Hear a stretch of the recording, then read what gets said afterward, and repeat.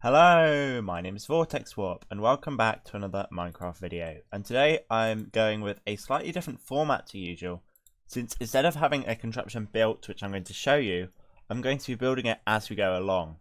So today I've had this really weird idea, I guess, to create an elevator, a player elevator, using a cobblestone generator. So the idea is that you'll be stood on the ground, you'll walk in, you'll press a button, and cobblestone will be generated in the cobblestone generator below, and it will be pushed up, and you'll be on top of it, and you'll basically travel up with it, and then you'll get to the top and step out, and then TNT will come down, probably from a TNT duplicator, blow up the cobblestone, and you will, well, it'll be reset, and then when you come back to it, you can travel up again. Of course, this is a stupid idea. It's not practical. It would be cool, I guess, for survival, but it's really not most practical. Obviously, you've got bubble elevators, which are extremely practical, and flying machines, which are, I guess, more smooth and seamless. But this is just a fun idea, and we're going to see what we can create. Okay, so let's say this is our floor height. We're going to have pistons down here to push the cobblestone up, and it will be pushed in from the sides. I've gone for a 2x2 sort of elevator shaft for now, but I'll see how it progresses. We might have to cut it down to 1x1. Okay, so this is the push limit that we've reached. So this will, I guess, be the top of the elevator. So we'll have it going around like this. Like so. Okay, like that. Let's now break this away. And of course we can break this. So that will be sort of the height that our elevator can travel. So this will be our top layer and that will be our bottom layer. At the top we're going to need to detect when the cobblestone generates, but for now I think we're going to skip that step and we're just going to actually fill this up with some cobblestone.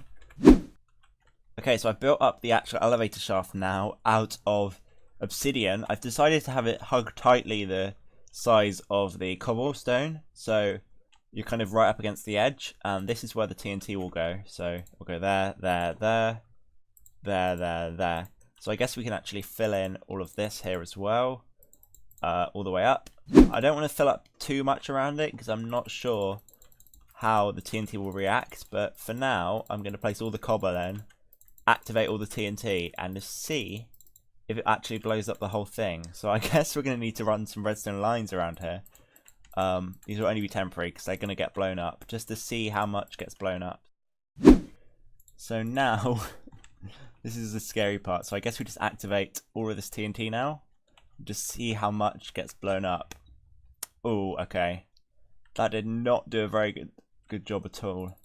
So I've replaced all of the redstone and removed some blocks. So it's time for test 2. So let's see how this goes. I'm hoping the whole column gets removed. Okay, all of these blocks got removed. The top TNT didn't seem to activate though. So I guess that's because we used, a solid block there. Okay, that would explain it. And let's deactivate that. So I guess it's going to work, but we'll just do one final test. Oh, and we're one block away. That is so disheartening. I'm going to be honest, that didn't really work, so we're going to try something else now. So my second idea is, instead of having the elevator surrounded by obsidian and blowing up the TNT next to the elevator, I think what I'm going to do is actually ignite the TNT above and then use a piston to time it so that it drops down and blows up next to the elevator. Obviously, I'll time it better than that. So I can have these pistons here retract the side of the elevator away, and then I'll be able to drop the TNT down through the cavity like so, and it will actually head down to the bottom and blow up the elevator itself. Obviously, we don't want it blowing up that far down, so we will need to time it so that it activates at that point, and then we'll also need one that probably activates here, one that activates here, and again, we're going to need to use obsidian, aren't we, up here? So these blocks aren't actually going to be safe, and we can't retract obsidian blocks. So I do have this feeling that we're actually going to have to just not have blocks on the side here, so that it will elevate us up, and then we can simply walk off in this direction. So as a test, this actually works quite well. We can simply have it like this, and you can see it drops perfectly through that hole, and then it activates down there. But we're going to want to add a timing circuit, so we're going to have a piston here that's extended. We have the TNT in there, we activate the TNT, we then drop it down, And of course we didn't wait long enough. But that's kind of the premise that we're going to go with. So I guess we're going to have to replicate this on both sides. So it'll be like this, mirrored.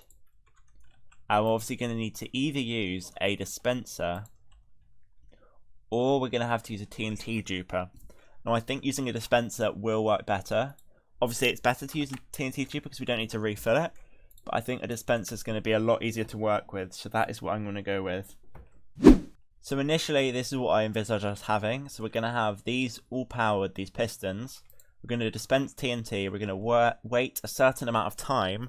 And then we're going to power the dispensers. So I guess we might as well get on with hooking all of them up to each other. So can this work? Does this work? I don't think it quite lines up, does it? Okay, now we've got the least compact redstone I've ever built made. It's time to do the timing circuits. So we're going to test this in the simplest way possible. And for this, we're just going to put one piece of TNT in the bottom dispenser. And we should just be able to activate this. That will place it. And then after a delay... This time I've actually hooked up the circuits together. So, I can't believe I did that. So, of course, we're going to put our TNT back in now. So, let's go for this. So, we activate it, there's a delay, drops down, and bam. Okay, we're going to need more delay. So, I'm just going to keep doing this and testing it out. And I'll grab a bunch more TNT now because I'm confident it's not going to blow up. And I'll just add more delay each time until it blows up at the desired height. So I believe that the timings are in the rough sort of area. So I think it's time to test it now. So I've put the cobble in, and I think now we just press the button. And oh man, look at that. Okay. It worked. It could have been a little bit higher. It did work. Except this delay wasn't long enough. So we actually need to hook a pulse extender up here. Okay, so I've added the pulse extender into the circuit, so hopefully this time... Oh, that's a bit reckless of me, wasn't it? It should stay for longer. And it's actually blown up, yeah, the whole half of this. So if we simply mirrored this on the other side, it would blow up the whole column. So I've actually rebuilt the system now, and after some backing up, some blowing up, and a lot of stress, I've managed to replicate it on both sides. And I've also added in these double piston extenders here, which extend these blocks so that the ground is solid from the top here, and then when the TNT needs to drop through, it retracts them back by 2 out of the blast range of the TNT. I've also splattered obsidian everywhere. You don't quite need this much obsidian, but it keeps it nice and sort of blast protected and also looking uniform. So I think I'm going to give it one final test now and hope it doesn't blow up. I've actually backed up the world here.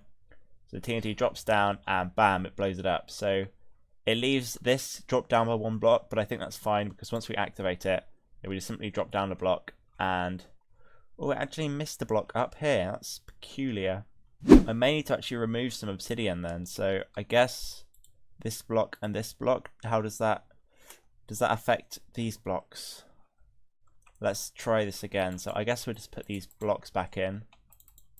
We don't need to do the whole thing, but let's give it a test with just those blocks there and just see what happens. So as you can see, these retract, bam, and that seemed to blow it all up. So I think removing that block actually did the trick. So there we go, that's the TNT setup. Obviously it's not compact, but this is just a fun little redstone build. So now we're going to move on to the cobblestone generators. And I have significantly upgraded it. So as you can see, I've got the cobblestone generator in the bottom, and I've shoved obsidian around everywhere to protect all of the redstone. So let's see how it functions. I have backed up the world, so hopefully we should be fine. And the way it works is we've just got a clock running. Obviously, I want to hook this up to this button so that it's not constantly running and that it just pulses enough times to get us to the top. But for now, having it running constantly is fine just for the test. So we hit the button down the bottom. It powers the redstone at the top. That drops the TNT down, removes the stone. Oh, and that hasn't worked properly. I've added an extra repeater of delay, so hopefully what will happen is when we hit the button, it should blow it up to the right level. So let's give it a try. So it will go down, yep, destroy, and bam, destroy. That actually is perfect. And just like that, I do believe it's actually finished. It's not compact, it's not tidy, but it does work and it is cool. So it's effectively a stone pillar, and yes, I did manage to get it working with stone, which is awesome. It's a lot better than cobble. And when we press this button, simply TNT gets dropped down from the ceiling, blows up. We can simply walk on to the platform, and it will start taking us up towards the second level of our elevator, which is really quite awesome. So it's not the fastest thing in the world, but it is super cool, and it's just a fun concept that I thought I'd try. It's not practical in the slightest, but it was super fun to work on. As you can see, we've reached the top, and it's completely reset. So if we wanted to, we could press the button again, and TNT would drop down once again. So as you can see, I made a slight modification. I actually removed the bottom piston here, so I should probably also put glass there just to make sure that it doesn't break. But I removed the bottom piston so that the TNT just falls straight onto here, and that way the bottom one explodes right at the bottom, so it always destroys all the blocks, because there was an occasion where there'd still be one block that'd be left, so it wouldn't be a completely sort of flat base, it would sort of be bumpy, the level of the elevator, but I managed to troubleshoot that problem. So we've simply got our little clock here with a pulse extender, so once we power this, it powers this pulse extender, and that powers this clock, which runs enough times for it to reach the top. We have our 2 cobblestone generators on the sides, and I surrounded our button in obsidian so it doesn't get blown up.